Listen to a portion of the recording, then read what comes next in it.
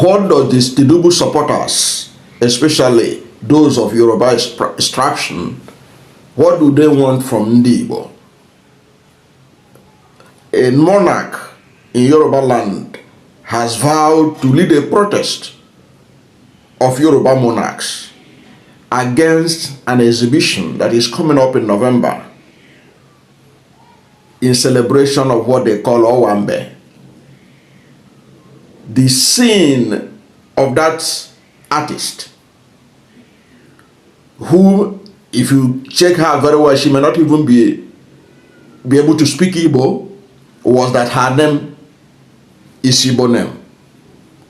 We're talking about Uzo Njoku's upcoming show in November in Lagos. This monarch said that Uzo Njoku is trying to appropriate Yoruba culture and that they will not stand by and watch her do that.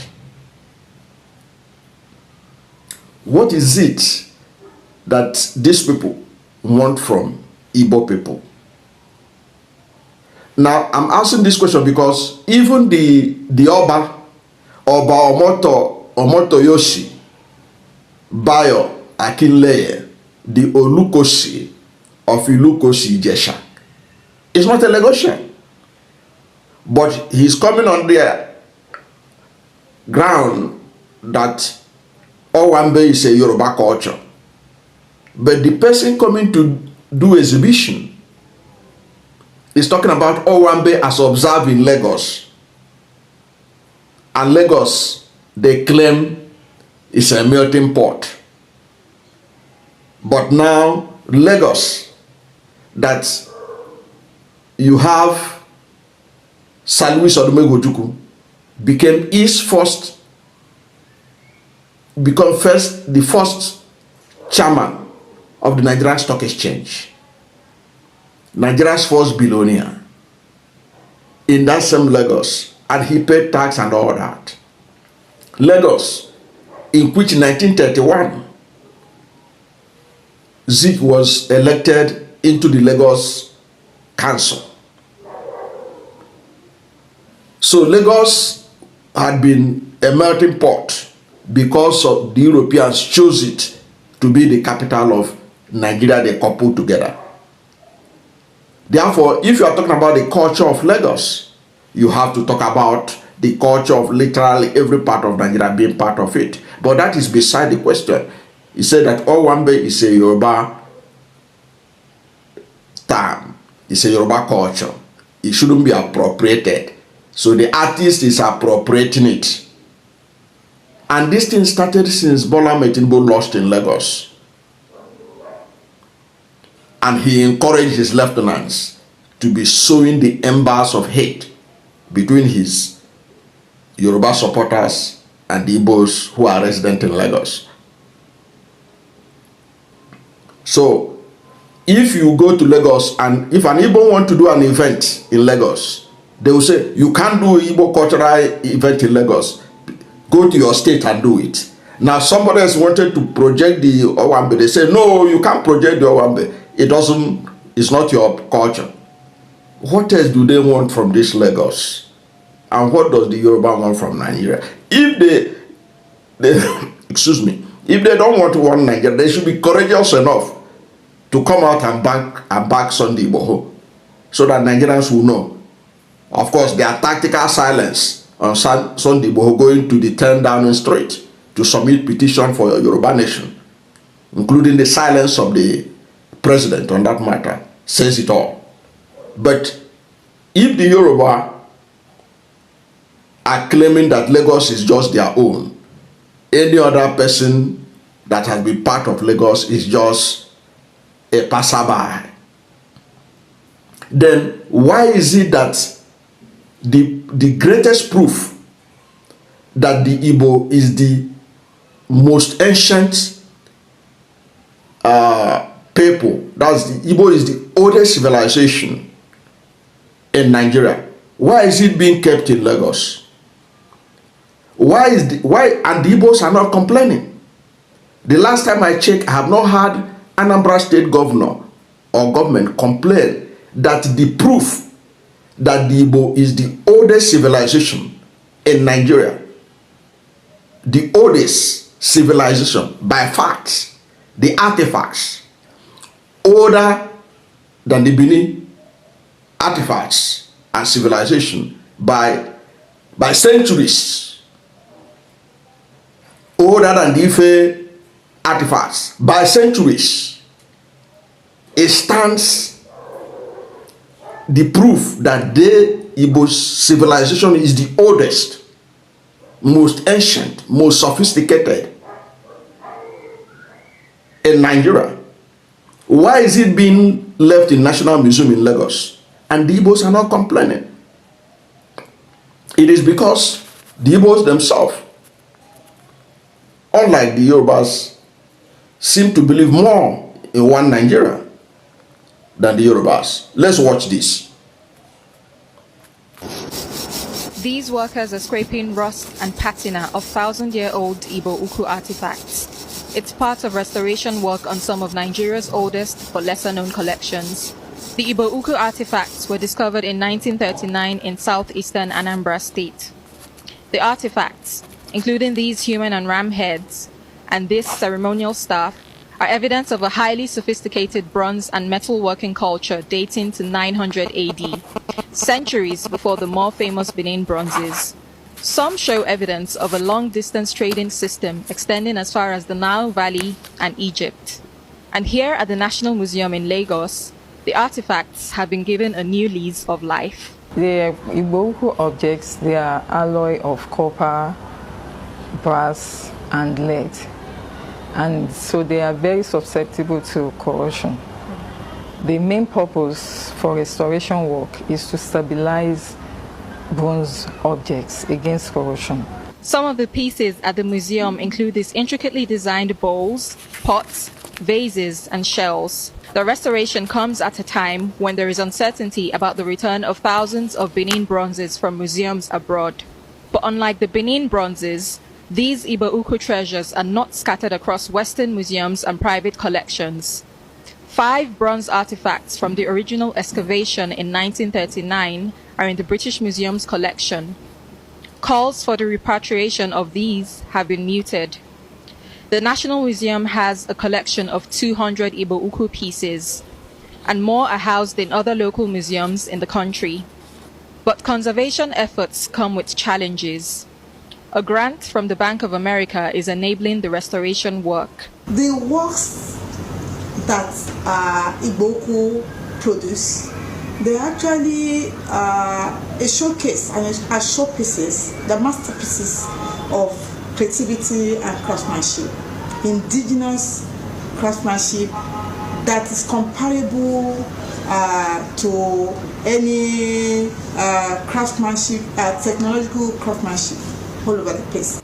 The hours are long and the work tedious, but the payoff is worth it. Neglected ancient treasures restored to their former glory. Rita Osakwe. That was evidence for the doubting Thomases that the Igbo civilization is the oldest civilization in Nigeria, the oldest ancient civilization in Nigeria. No civilization in Nigeria, no ancient tradition in Nigeria can compete with the Igbo-Ukwu artifact. The scientific innovation involved in its making and preservation is unparalleled in this part of the world. Yet, these artifacts are not in Anambra State, where it ought to be. It's not in the southeast, where it ought to be, where this civilization originated, where it was excavated, where it was carbon dated by not Nigerians, foreigners who were able to excavate it. Yet, the Igbos are not demanding that it return to southeast, where it ought to be ordinarily. But in the spirit of one Nigeria, they allow it to remain at the National Museum in Lagos.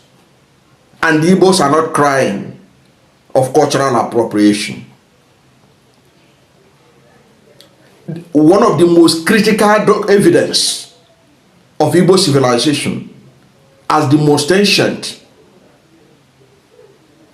of all people in Nigeria in terms of civilization is not in Igbo land. It's not in Anambra State. It's in Lagos. Nobody is protesting. Nobody is rioting. No Ndezes, no Obis, no Igwes are storming Lagos to say they want to collect it back and return it where it rightly belongs. But in the spirit of one Nigeria, that's artifacts, those artifacts, many of them, the kind you can never see anywhere in the world. Look at the hyperbole, the Igbo-Ukwu hyperbole. Go and look at it out. The Igbo-Ukwu hyperbole. The geometrical precision with which it was designed. Before anybody could remember, there was before Benin coming to existence or Ife coming to existence. In terms of creativity. You heard the video, the commentary from there, say this one surpasses Benin and all the rest of the Ife by centuries in terms of carbon dating, the age they are. And the scientific blow from it. Because if you look at Dr. Philip Emeagwali, the man that Bill Clinton called the biggest of Africa, the Igbo-Ukwu hyperbole. Go and check out the Igbo-Ukwu hyperbole. After you watch this thing finish, go to your Google, go to AI, ask about the Igbo-Ukwu hyperbole. The Igbo-Ukwu hyperbole inspired Dr. Emeagwali to develop the fastest computer in the world. Give us the fastest internet. That gave us the fastest internet. Go and check it out. In this channel, we come with facts. And we come in peace. So what is it, all this noise about appropriation of culture, appropriation of this? All because Lagos was chosen to be capital of Nigeria by the European colonizers. Calabar could have been the Lagos of today. Even Asaba could have been Lagos of today, because Asaba even was once a capital of Nigeria. Calabar was once a capital of Nigeria before they finally settled for Lagos. So what is all this noise? Person cannot drink water and drop cup in Lagos. And you claim that Lagos should be a mega city. You want Lagos to be compared to New York. You want Lagos to be compared to California. You want Lagos to be compared to London. But you have a primitive mentality of what Lagos should be in reality. In your own mind, Lagos is so little that it's only your ethnic group that can grow a mega city. Where is that done anywhere in the world that makes any reasonable sense? It doesn't. So the issue is that this Tinubu support, this thing started since Tinubu lost in Lagos. And the thing has gotten a life of its own. Everybody wants to show Tinubu that he supports him by claiming that Lagos, nobody else should be able to live in Lagos, except in their own terms. And many of them are not even from Lagos. That's why I laugh at those of them who are condemning Kemi Badnoch, say that Kemi Badnoch want to be more British than the Briton. When many of you are not Lagosians, you are from Ijesha, you are from Osun, now you are more Lagosian than the original Lagosians. What is the difference between you and Kemi Badnoch? That you say you want to be more European, you want to be more British than the Briton, you want to be more white than the whites. But you are being more Lagos Lagosian, than those who own Lagos. You came from Ijesha. You came from Oshun, Obomosho, and you are leading protest because an artist want to do an artwork. Because an art is an inspirational something. I don't know what she wanted to achieve by doing that, but that's her business. But you can't do that because it's an appropriation. It's an appropriation. But this Afrobeat we are listening to today, our ancestors, were they using guitar and were they using computer to be able to do the beats we are listening to today? And the Europeans are not accusing us of appropriating their technology to be making drum beats with computer. You make drum beats, you play guitar, you play all kinds of things just by me using computer. It's appropriation.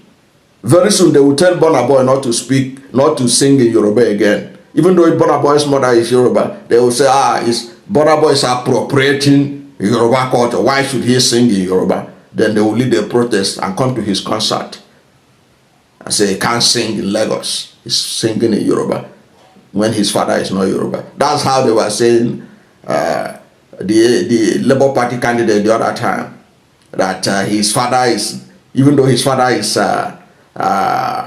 Yoruba, they say, since his mother is Igbo, he can't be governor in our state. These are the kind of mentality that Tinubu has transferred, even from that Lagos. That's how he's running the country, and that's how people are teaming up to ensure that he doesn't return. Because if he returns, what these guys will do, only God knows. He's just doing his first time. They are feeling on top of the world like this. You can imagine what they will do if Tinubu gets second time. Lagos, it will be unbearable to live in Lagos for those who want to live there anyway. That's my take. What's your take about all these tendencies for the Yorubas since Tinubu became president to be over pompous, claiming all kinds of things, especially in Lagos and all that?